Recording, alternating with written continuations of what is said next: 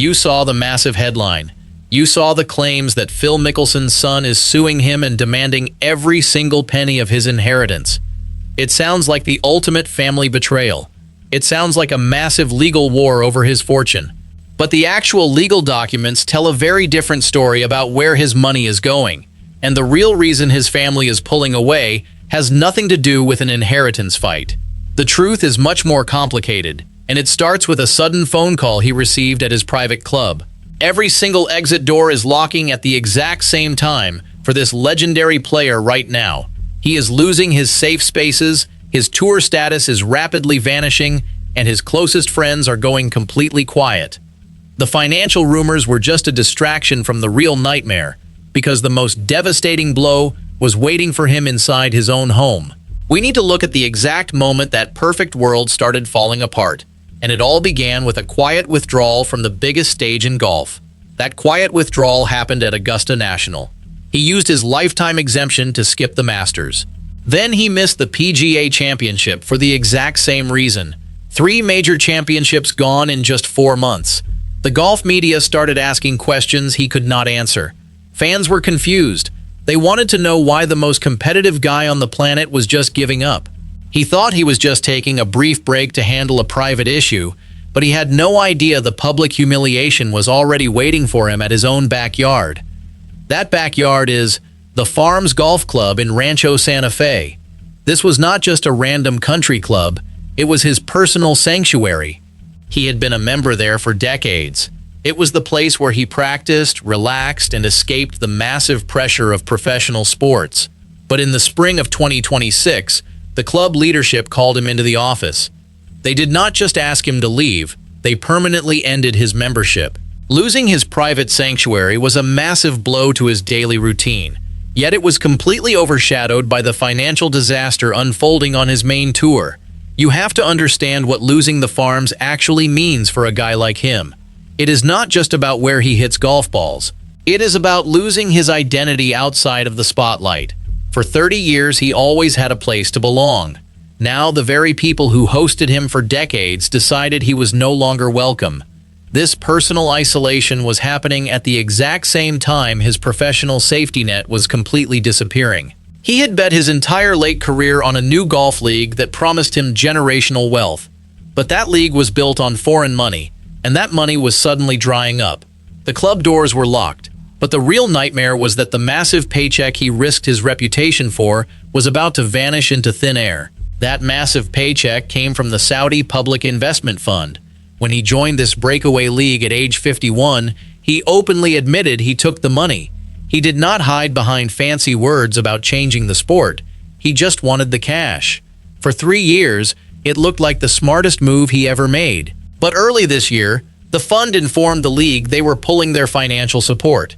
He was defending a dying league on live television, completely unaware that the people in charge had already abandoned him in the dark. The league executives tried to hide the panic. They told the public the season would continue at full speed, but insiders knew the truth. Players were quietly looking for exit clauses. Bankruptcy was a mathematical certainty. He had to go out there and pretend everything was fine. He had to smile for the cameras and hit golf balls while his entire financial foundation was failing. The math of his situation became brutally clear when you looked at the specific tour rules. The PGA Tour did not just reject his return. They made it clear through executives and media insiders that he represented something they wanted to distance themselves from.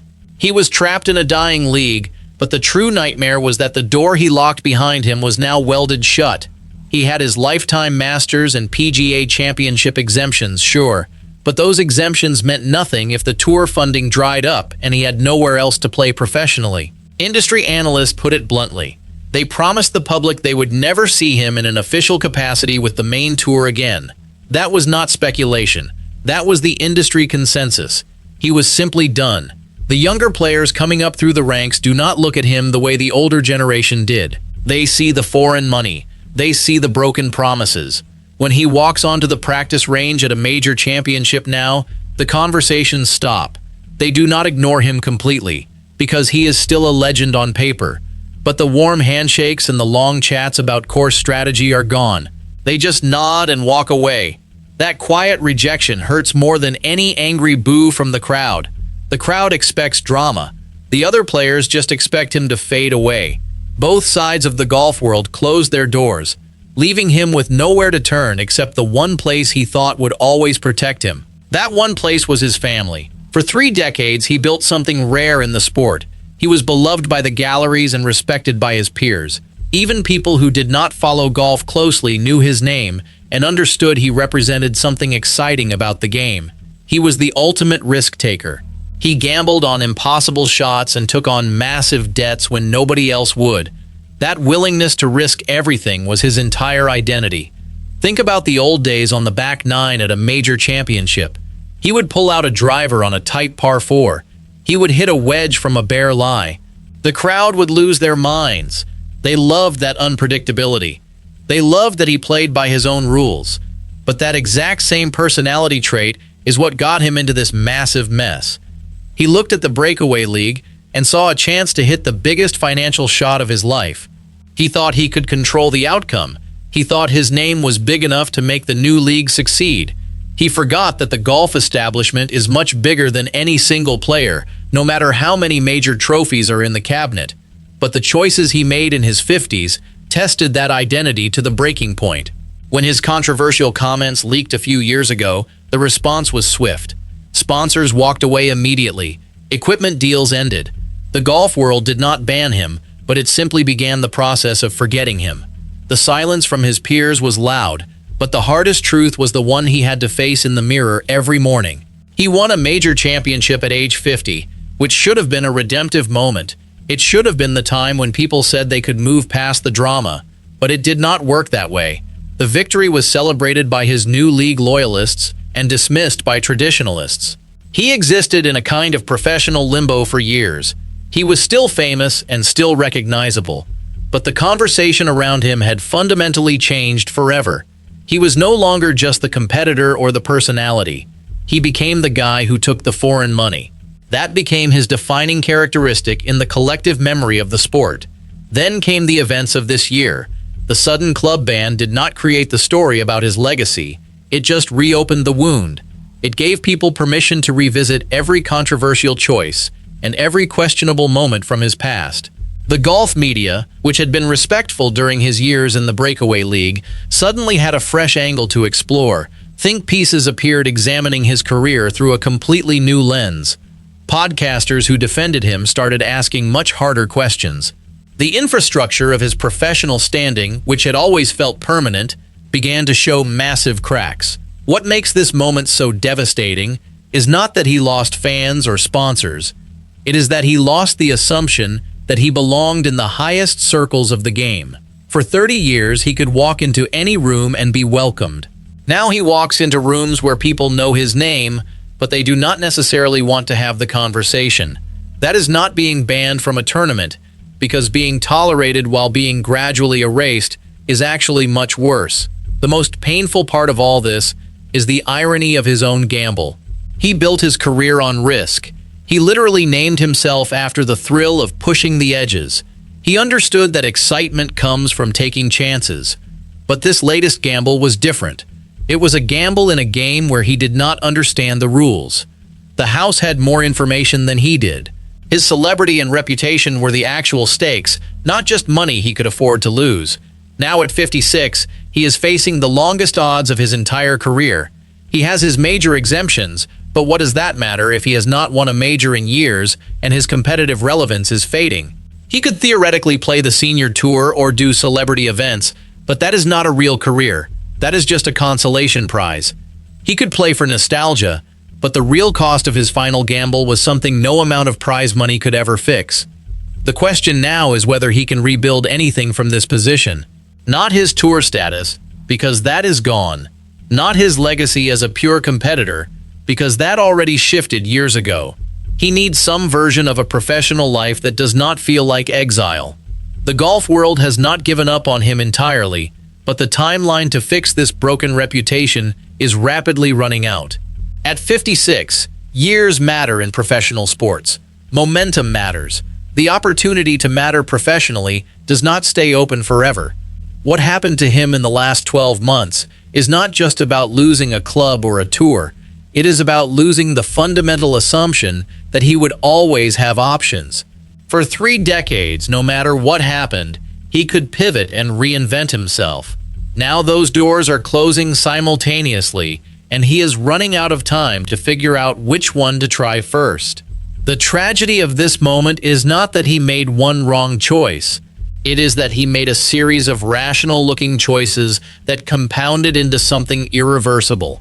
Unlike the shots he took during his playing career, this gamble does not have another round to correct it. His story is a massive warning about what happens when you assume your legacy is solid enough to absorb anything. We have looked at the missing majors, the lost club membership, and the dying tour, but none of that explains the massive headline about his son suing him for his fortune. The money problems were just the beginning, because the real damage was already happening inside his own home. This is where we finally address the massive inheritance lawsuit rumor. You clicked because you wanted to know if his son was demanding every penny. The absolute truth is that there is no inheritance lawsuit.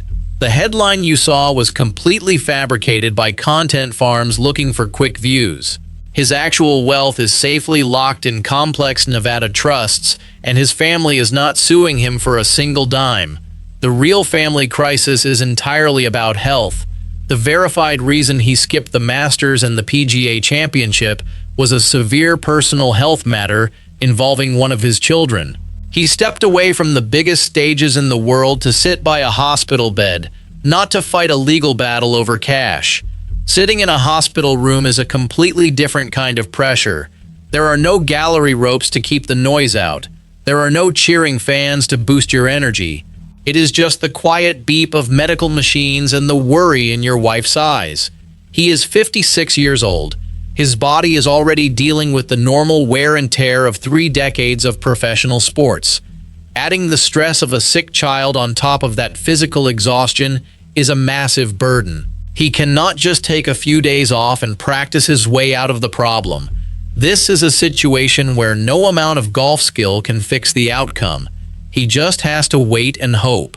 The media twisted a private family tragedy into a fake financial war. But the club ban is entirely real, and the details are just as damaging. The farms did not just kick him out for a simple misunderstanding. An independent investigation confirmed that a female club employee accused him of inappropriate physical contact before a round. She rejected his advances and reported it to supervisors. Club officials confronted him mid-round and told him to leave the premises immediately. His legal team called it a misunderstanding, but the club took decisive action and permanently revoked his membership.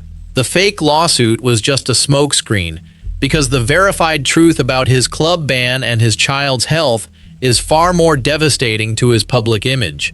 And the financial trap he is in is just as real as the club ban. The Saudi Public Investment Fund officially pulled its funding at the end of the season after investing billions. The league is collapsing in real time. The most humiliating part is that he learned about the funding pull from news reports, not from the league management. He bet his entire career on their promises, and they kept him in the dark while the ship went down. He gambled on impossible shots his entire life, but this was the one time the house completely rigged the game against him. Now we have the complete picture. There is no fake inheritance war. There is only a sick child, a banned club membership over serious misconduct allegations, and a bankrupt golf league that lied to him. The emotional arc of his life has shifted from a beloved risk-taker to an isolated figure dealing with compounding personal and professional disasters. The galleries might still cheer for his name, but the reality behind the ropes is incredibly bleak. He is a man without a country in the golf world. The tour he left does not want him back, and the tour he joined is dying. He is stuck in the middle, watching his legacy fade while dealing with a severe family health crisis. The money is safe in his trusts, but the life he built around the game is fracturing. He can no longer walk into his favorite club and just play a round of golf. He can no longer rely on the breakaway league to fund his late career dreams. He has to face the reality that his choices have permanent consequences. The golf world moves on quickly. Younger players are taking over the spotlight. The fans are looking for the next great personality to follow. He is being left behind, not with a bang, but with a quiet, painful fade. His daily routine has completely changed. He no longer has a caddy waiting for him at the airport. He does not have a team of agents managing his schedule. He wakes up in a massive house, but the phone does not ring with tournament invites. The quiet in his schedule is a constant reminder of his lost status. He can still hit the ball perfectly. His short game is still magical, but there is nowhere to take those skills. He is a master craftsman with no workshop. That daily reminder is a heavy weight to carry every single morning. The final irony is that the ultimate gambler finally met a game he could not beat, and the cost was everything he held dear. His story forces us to look at how we view sports legends. We expect them to be invincible. We expect their money and their status to protect them from real-world consequences. But the reality is that every single choice has a price. He chose the foreign money over loyalty, and he paid for it with his standing in the game. He pushed boundaries his entire career, and eventually, those boundaries pushed back.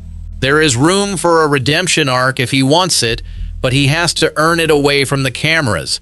He has to handle his family health issues and rebuild his personal life in private. The golf world will watch, but they will not offer him a free pass.